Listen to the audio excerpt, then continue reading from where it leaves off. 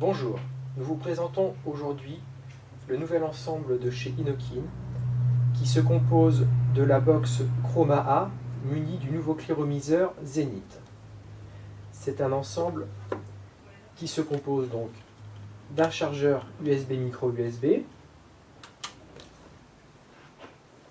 une petite bague de protection pour le cléromiseur,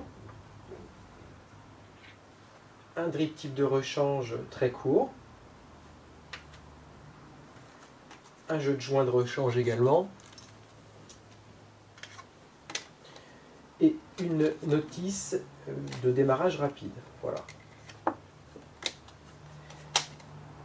Et également, nous avons une résistance de rechange d'une valeur de 0,8 ohms. Alors, nous avons décomposé cet ensemble que voici. Donc, la box ainsi que son cléromiseur. Donc, la box avec le micro USB pour le rechargement, le switch plus, le switch moins et le bouton de démarrage. Nous avons une très belle ergonomie. C'est une box qui a une autonomie de 2000 mAh pour une puissance de 75 watts maximum. Alors, afin de la déverrouiller, comme chez Inokin sur tous les modèles, on appuie 3 fois sur le switch. 1, 2, 3. Ensuite, nous avons accès... Je la déverrouille. Ensuite, donc, nous avons les informations sur l'écran qui s'affichent.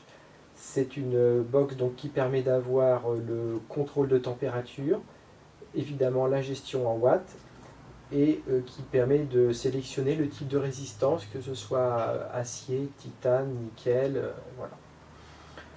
En revanche, donc, cet ensemble est muni du nouveau cléromiseur Zenith. Alors, la particularité de cet ensemble, c'est que c'est un produit ensemble qui est fait pour un vapoteur avec une vape indirecte, c'est-à-dire principalement des petites bouffées sur lesquelles on va privilégier le goût, le rendu des saveurs principalement, et un peu moins le volume de la vape, bien entendu. Donc, le cléromiseur Zenith qui fait tout le travail. Donc, vous allez avoir un petit drip tip comme nous l'avons vu. Alors, la particularité et l'efficacité de ce produit, c'est que, très avantageux, on va avoir un remplissage du réservoir qui se fait en faisant pivoter la bague de la partie supérieure sur le top cap. Donc, très simplement, comme vous le voyez, afin d'effectuer le remplissage, on introduit donc l'embout du flacon dans l'ouverture, dans l'orifice du haut, comme ceci. Donc c'est un réservoir qui a une contenance de 4 ml, donc qui permet vraiment de remplir son rôle. Donc une fois qu'on a ouvert la partie haute, on introduit le bout du flacon, on effectue le remplissage. Une fois que le remplissage est fait, on reverrouille. Et l'autre avantage, c'est que lorsque l'on va verrouiller cette bague, on va isoler la résistance. Donc ce que ça permet, c'est que lorsqu'il reste encore du liquide, on peut toujours verrouiller la résistance, verrouiller le réservoir, et changer la résistance. Voilà. Une fois qu'on va avoir fait le remplissage, on referme le réservoir par là-haut, donc l'étanchéité est complète.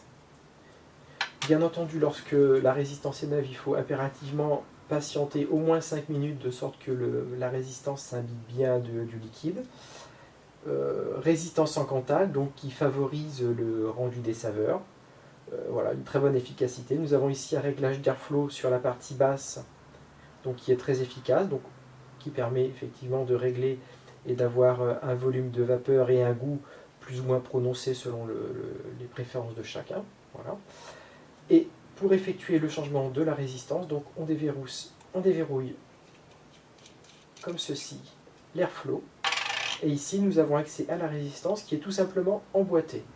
Donc il suffit juste de faire attention, car nous avons 2 détrompeurs droits de chaque côté. Donc il faut bien mettre la partie droite de la résistance dans l'axe de la partie droite du réservoir.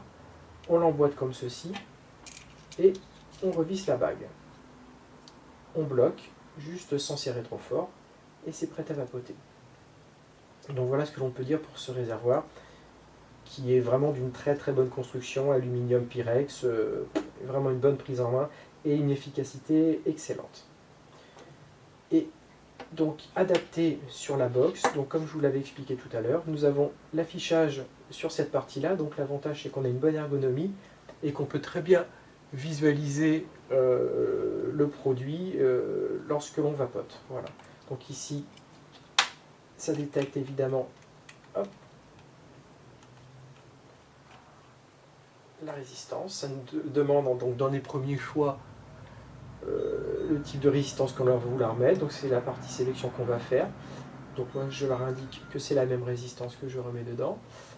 Je vais pouvoir sélectionner le mode watt, donc en appuyant sur le bouton plus et le switch de départ.